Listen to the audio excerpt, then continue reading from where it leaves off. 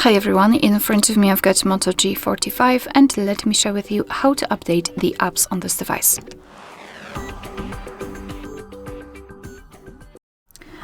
Alright, so before we'll start, two really important things. The first one, internet connection. Make sure that you've got one, and I highly recommend to use Wi-Fi instead of mobile data so you can avoid some additional charges.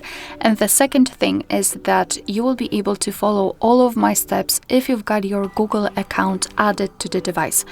If not, you can do it directly after entering the Play Store. You can either add your account or create a new one.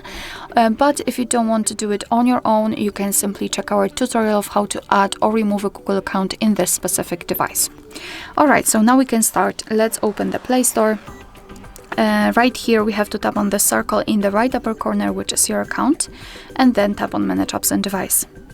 Here let's enter Manage and tap on Updates Available.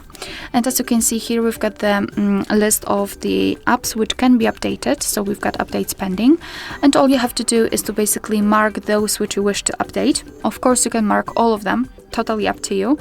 Let me choose maybe this one, and this one. And then tap on this update icon in the right upper corner.